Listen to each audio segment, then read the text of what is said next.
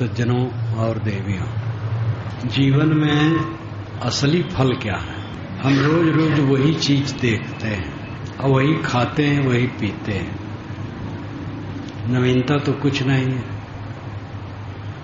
100 वर्ष जीने की इच्छा है, 200 वर्ष जीने की इच्छा है।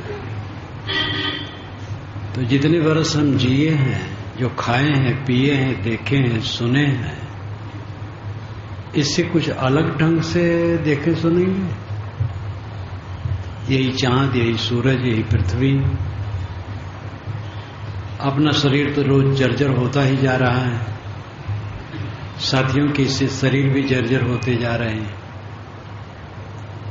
तो जो हजारों बार देख चुके हैं वही तो देखेंगे और वही खाएं पिएंगे।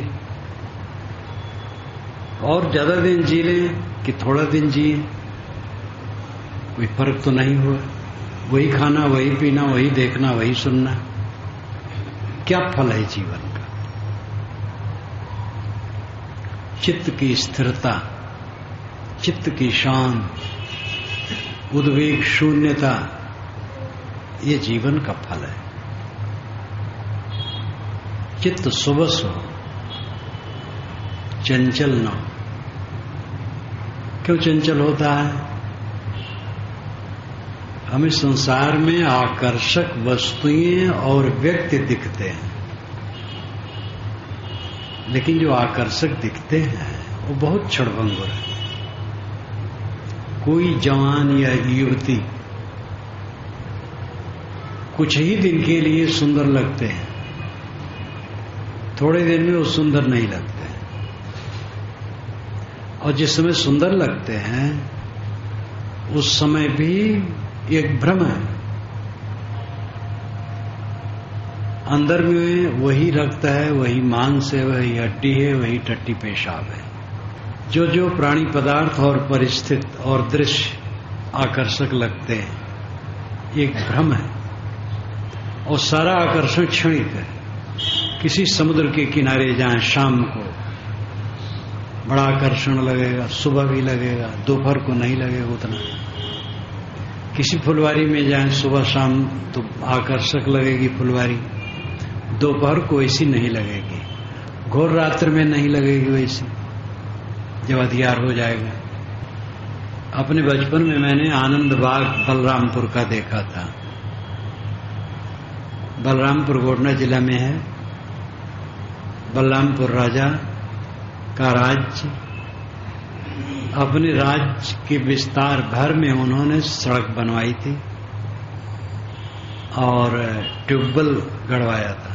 ये अंग्रेज गवर्नमेंट के जमाने की बात करता हूँ। और नहर ट्यूबवेल से चलवाते थे। बहुत बढ़िया प्रबंध उनका था और काफी दूर तक था बलरामपुर राजा का। बलरामपुर शहर में आनंद बाग उनका था। अच्छे अच्छे सिंह, चंद्रमूर्ति हाथी जब मर चुकी थी उसकी हड्डी को तारों से गूंथ करके खड़ा रखा था, तो उसको हम लोग देखते थे। बढ़िया सरोवर जिसमें पक्का, जिसमें एक तरफ पानी भरा, एक तरफ खाली, और कभी थोड़े समय में देखो तो दूसरे तरफ खाली हो गए जहां भरा था, और जहां भरा था खाली हो गए। ऐसा सब सिस्टम बनाए थे। आनंद बाग बढ़िया लगता था। भारत आजाद हुआ, साध मार्ग में आया। बहुत दिन के बाद जब उधर गया तो रक्षा से स्टेशन जाना था, तो रक्षे वाले से कहा, भैया आनंद बाग यहाँ कहाँ है? कि महाराज मैं तो सुनता हूं, मेरे जमाने में आनंद बाग था ही नहीं। सुनता हूं, चलिए दिखाता हूं।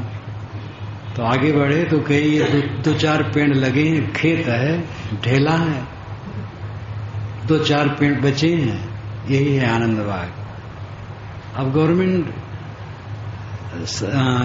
कांग्रेस गवर्नमेंट ने राज खत्म कर दिया, जमींदारी को उन्मूलन कर दिया, लगान उनको मिलना बंद हो गया। तो वो सब सौ श्रृंगार खत्म हो गया। जारवरों को बेच दिया होगा, हटा दिया होगा और सब उखाड़ दिया। तो वहां खेत था, 2-4 पेड़ जगह जगह थे बस। आनंद बाग जब मैं बचपन में देखा था, क्या पूछना, सारी चीजें परिवर्तनशील है, कुछ नहीं रहने वाला है। मिट्टी, पानी, आग, हवा, इन 4 तत्वों के कणों का जोड़ समस्त कार्य पदार्थ है। इन 4 तत्वों के कणों से कार्य पदार्थ बनते हैं, वह अगणित है, हरदम बनते हैं, बदलते हैं, मिटते हैं, विकरते हैं। और निर्मित वस्तु का विखरना निश्चित है, बनना और बिगड़ना, बनना और बिगड़ना, ये प्रवाह है। जहां जहां हम आकर्षित होते हैं, हमारे चित्त का भ्रम होता है, वो आकर्षण ही हमारे चित्त को मोहता है और स्थिर नहीं रहता है, और 4 दिन के बाद बेकार लगता है।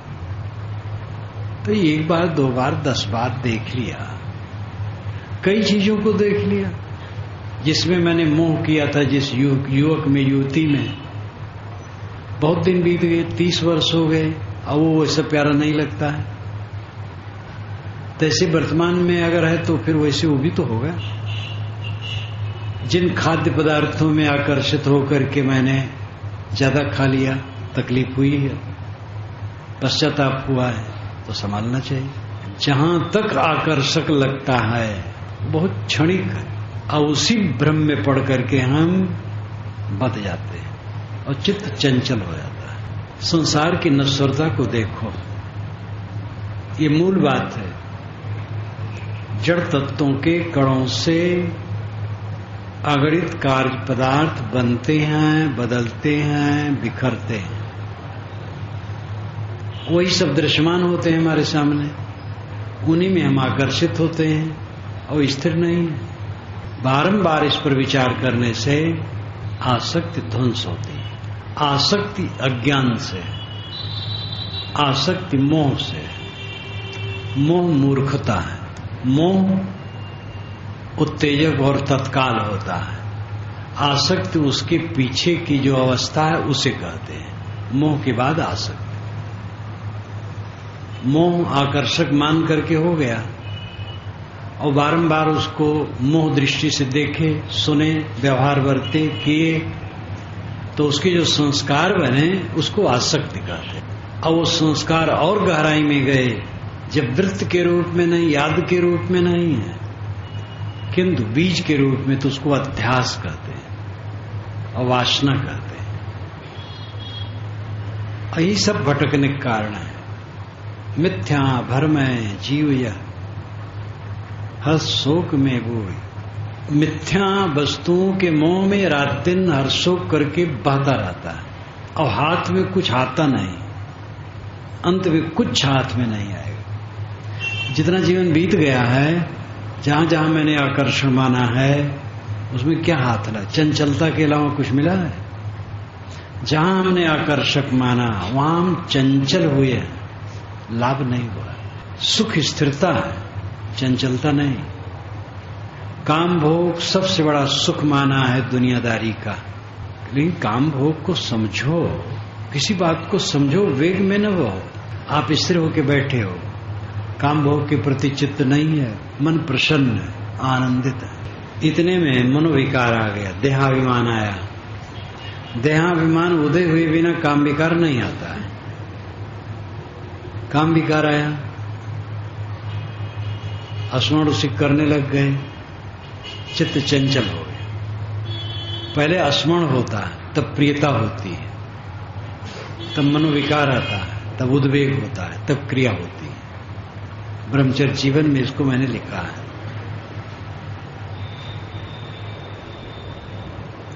जब याद होता है, याद ही छोड़ दो तो कुछ नहीं है, कोई बंधन नहीं। अब याद को बनाए रखोगे तो प्रियता उसमें बनेगी, तब छोड़ दो तो कुशल। लेकिन उसको भी बनाए रखोगे तो विकार उत्पन्न होगा, और उसको छोड़ दो तो कुशल। विकार को बनाए रखोगे मन में तो उद्वेग उत्पन्न होगा, और उद्वेग अगर बना रहा तो चाहे संबंध जनित हो चाहे अपने में हो। संबंध जनित है तो उसमें भी हतन है, और अपने आप में हो तो भी हतन है। तो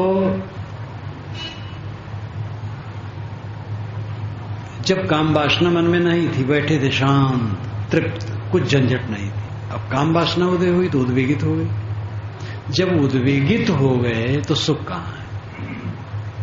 उसी उद्वेग को मिटाने के लिए स्थूल भोग आदमी पकड़ता है। वो समझता है ये उद्वेग तब मिटेगा जब भोग करूंगा, और भोग करता है तो उस समय लगता है उद्वेग मिट गया, सुख मिल गया, लेकिन वो अध्यास और मजबूत करता है। दौड़ता आदमी थक करके रुक गया तो विश्राम लगता है, लेकिन बल भर गया तो फिर दौड़ता है। इच्छा की खलबली से आदमी भोग करता है तो भोग में कुछ स्थिरता लगती है, उसकी वृत्ति शांत हो जाती है तो सुख लगता है, लेकिन उसका अध्यास बन जाता है तो फिर वही याद करके दौड़ता है। तो ये कभी बंद नहीं होता। इच्छा से भोग, भोग से इच्छा, ऐसा घन चक्र है कि कहीं विश्राम नहीं। ये सबसे बड़ा भोग जो काम भोग माना, उसका मैंने उदाहरण दिया। इसी प्रकार और कुछ भी आप समझ सकते हो। सम्मान की इच्छा, सम्मान की इच्छा खलबली हुई, सम्मान मिले। जब सम्मान मिला तो लगा हाँ कुछ मिल गया, ये मिल क्या गया। और सम्मान की वासना पुष्ट हुई, फिर और सम्मान की इच्छा। कितने पूज्य लोग दिन भर उलझते रहते हैं अपने साथियों से। तुम लोगों को अकल नहीं है कैसे करना चाहिए। भक्तों से डांटते, भक्तों को डांटते रहते हैं। तुम लोग मेरी इज्जत नहीं जानते हो, जो मेरी योग्यता है ऐसे तुम्हें करना चाहिए था। अरे बड़ी बड़ी झंझट। पूज्यता की इच्छा बैठने नहीं देगी, प्रतिष्ठा की इच्छा, पद की इच्छा, जो कुछ आत्मा से अलग है उसकी इच्छा बना करके आदमी केवल बेचैन होता है। तो जीव भटकता है, चित्त चंचल है, चंचलता दुख, चंचलता होती आकर्षक मानकर, बाहरी चीजों में आकर्षण मानकर चंचलता होती है। और जिसमें चंचलता होती है वो स्थिर नहीं, थोड़े दिन में वो परिवर्तित हो जाता है, फिर उसके लिए कोई राग नहीं रहता। और इसी में जीवन पूरा बीत जाता है। भावुक बने, मोह किए, आसक्ति बनाए, चंचल बहे व चंचल, चंचल बने बने चंचल बने, जीवन बीत गया। क्या जीवन है? अवंत में कुछ न कुछ क्या पाए, कुछ मिलता है? चंचलता के अलावा कुछ मिलता ही नहीं, और चंचलता ही दुख है। सीधे कहें तो दुख के अलावा कुछ नहीं मिलता है। शांति, चित्त की शांति जीवन का परम सुख है। चित्त की शांति, और ये बहुत सरल काम है, सहज है, हर इंसान के बस की बात है, और बस की बात नहीं है। अपने शरीर को जवान नहीं बनाए रख सकते हो, पत्नी के शरीर को 20-22 बरस की उम्र में नहीं रख सकते हो कि वो सदा 22 बरस की उम्र की जवानी में रहे। पुत्र के मन को बस में नहीं कर सकते हो, तन को भी बस में नहीं कर सकते, कुछ भी नहीं कर सकते हो। चाहो कुछ हो जाता है कुछ। अब तो पुराना हो गया, लेकिन अभी भी मुझे कभी कभी याद हो जाता है। 2.5 वर्ष पूर्व जब चुनाव हुआ था लोकसभा का, सभी जानते थे कि अटल बिहारी वाजपेयी प्रधानमंत्री होंगे। वो भी मानते थे और विरोधी पक्ष भी मानता था। सोनिया जो विरोधी पक्ष में, वो भी मानती थी कोई होंगे, सब जानते मानते थे। पासा पलट गया और एकदम गजब हो गए। तो ये संसार की सारी चीजें चंचल हैं, किस पर विश्वास किया जाए? कुछ भी स्थिर नहीं है, कुछ भी आपके अधिकार में नहीं है। हाँ, चित्त स्थिर कर सकते हैं। तो प्रकृति का विधान बड़ा सुंदर है। जो आपके अधिकार में नहीं है वो आपकी आवश्यकता भी नहीं है। प्रधानमंत्री होना कोई आवश्यकता आपके आध्यात्मिक जीवन के लिए नहीं है। 22 वर्ष की उम्र में बना रहा है शरीर, इसकी कोई जरूरत नहीं है। साथी लोग बिल्कुल हमारे इशारे पर नाचते रहे, इससे हमारा कोई कल्याण होने वाला नहीं। तो बाहर की चीजों पे मेरी सुबस्ता नहीं है और उसकी बड़ी आवश्यकता नहीं है। जिसकी आवश्यकता है उसमें स्वतंत्रता, उसमें भी भोजन, पानी, कपड़े की आवश्यकता है और ये सब सुबह सहज काम करते रहे, मिलता रहेगा। मन की शांति अत्यंत आवश्यक है और ये काम करना बड़ा सरल है। हर आदमी के हाथ में मन शांत पूरा रख सकता है, लेकिन वो बचपन से ही कोरा मन, बच्चा का सादा, कोई झंझट नहीं। थोड़ा बड़ा हुआ, मित्र लोग कुमार्ग सिखाने लगे, घर में भाभी इत्यादि सिखाने लगी और ऐसी किताबें, पत्र पत्रिकाएं पढ़ने लगे, सीखने लगे। फिर अनेक संस्कार बनाते बनाते थोड़ी सी तरुणाई से लेकर फिर जीवन भर वही कुमार्ग में गमन है सबका। चोरी, हत्या, व्यभिचार कुमार्ग कहलाता है। आध्यात्मिक दृष्टि से साधना की अतिरिक्त जो कुछ गति है कुमार्ग है। इंद्रियों की जहां तक चंचलता है, सरल सहज भी, वही कुमार्ग है। जिससे वासनाएं बने, चित्त चंचल हो, उद्वेग बढ़े, सब कुमार्ग है। किसी की जमीन पर हक मान लेना और मजबूत होकर बैठ जाना वहां, ये अन्याय है। लेकिन आध्यात्मिक दृष्टि से अपनी जमीन पर अपने नाम से रजिस्ट्री करवा करके उसमें बैठना व्यवहारिक ठीक है, लेकिन उसमें अपना मन मजबूत करके मान लेना कि मेरा है, आध्यात्मिक दृष्टि से ये भी अन्याय है। केवल व्यवहार के लिए अपना मान ले, मजबूत करके न माने, दृढ़ करके न माने कि अपना है। दृढ़ करके माने अपना तो वो भी अन्याय है, क्योंकि वो अपना नहीं है, छूट जाएगा। जीवन भर अपने साथ हम अन्याय करते, वही काम करते जिससे चित्त चंचल हो। जो चोरी, हत्या, व्यभिचार, डाका, जनी, अनेक प्रकार के अत्याचार घोर घोर करते हैं, उनका जीवन तो नरक ही है। लेकिन सामान्य रूप से जो जीवन बिताते हैं वे भी काम, क्रोध, लोभ, मोह, राग, द्वेष, ईर्ष्या, अनेक प्रकार के मनोविकार से ग्रस्त रहते हैं, तो चित्त में पीड़ा बनी रहती है, जीवन का फल नहीं मिलता।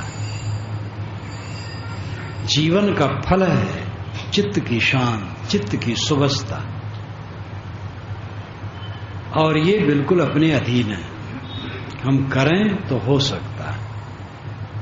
अब बहुत समय बिता दिए गड़बड़ सड़बड़ में, करनी चले तो उतना अब जल्दी नहीं हो पा रहा है। घबराने की जरूरत नहीं, करो, मनोवेग से करो। भर्तृहरि जी काफी विषय लंपट थे, अति लंपट, बहुत विद्वान, प्रतिभावान महाराजा, राजा भी थे। नीत शतक, श्रृंगार शतक वे गद्दी पर बैठ करके ही लिखे थे, इंग्लिश श्लोकों में है। और विरक्त होने पर फिर उन्होंने वैराग शतक लिखा, त्रय शतक, भर्तृहरि त्रय शतक। योग विद्वान, विषय लंपट थे, लेकिन जब विरक्त हुए धुरंधर वैराग्यवान। मनोबल जिसमें होता है वो जिस तरफ घूम पड़ता है बहुत जल्दी काम कर लेता है। रत्नाकर डाकू, भयंकर डाकू ही नहीं, हत्यारे, लेकिन लौटे तो महर्षि वाल्मीकि हो गए। अंगुलिमाल महाहत्यारा, तथागत बुद्ध का शिष्य हुआ, सन्यासी हो गया, विनम्र हो गया। मनोबल जिसमें होता है गलत की तरफ है, उसमें तेज है, जब लौटेगा तो इधर तेज हो जाएगा। मनोवेग जितना जोरदार होगा काम उतना जल्दी होगा। इसलिए हर इंसान के बस में है वह विवेक करे, सत्संग करे, साधना करे, मन भक्ति में रखे, स्वाध्याय करे, ध्यान करे, निरंतर चिंतन करे, अपने मन को एकाग्र करने के लिए विषय का आकर्षण पर विचार करे, कि जिस चीज के लिए हमें आकर्षण लगता है वो सब आसार है, 4 दिन में कुछ नहीं। बड़े बड़े ऐश्वर्यवान राजे महाराजे अंत में बिलबिला बिलबिला के मरे। सबको यही होना है, बाहरी ऐश्वर्य काम नहीं देगा। अच्छे सदाचारी लोग अंतिम काम जो नहीं किए तो उनके मन में टीस बनी रहती है, जो मुझे करना चाहिए था नहीं किया। ये बड़े बड़े लोगों का कथन है। आचार्य परशुराम चतुर्वेदी, डॉक्टर हजारी प्रसाद द्विवेदी जैसे विद्वानों का, और सदाचारी थे, विद्वान थे, जीवन भर साहित्य पर काम किए। अंतिम में उनको टीस हुई और कहे कि जो करना चाहिए तो नहीं किया। तो सदाचारी अपेक्षा उतने परेशान नहीं रहते, लेकिन वासनावश तो भी रहते ही हैं। चित्त की शांति जीवन का परम फल है। किसी बात को लेकर के दुर्बलता ना अपनाओ। क्या करें, कैसे चित्त शांत करें, ऐसी ऐसी समस्या आ जाती है। अरे समस्या कुछ है ही नहीं, जिसको आप समस्या मानते 4 दिन के बाद कुछ नहीं रहेगा। जो आपको गाली देता है वो मर जाएगा और आपका शरीर भी मर जाएगा। जिसको गाली दिया वो मर गया, और जिसने गाली दी वो क्या धर रह गया। तनिक तनिक बात को, बड़ी बड़ी बात को सब तनिक है, कुछ नहीं। वीर बनो। सारा दृश्य भागता जा रहा है, सब क्षणभंगुर है। जीवन का ये फल समझें, चित्त की शांति जीवन का फल है। उद्वेग शून्य जीवन बिताना, कहीं हड़बड़ाना नहीं, कहीं उद्वेगित ना होना, कहीं अशांत ना होना, पीड़ित न होना। कहीं भूल हो जाए सावधान हो जाना। शरीर है, भूल हो सकती है, सावधान हो जाओ। ये उद्देश्य सामने रखें कि चित्त की शांति जीवन का परम फल है और ये हमारे वश में है। हमें साधना में लगना चाहिए बस।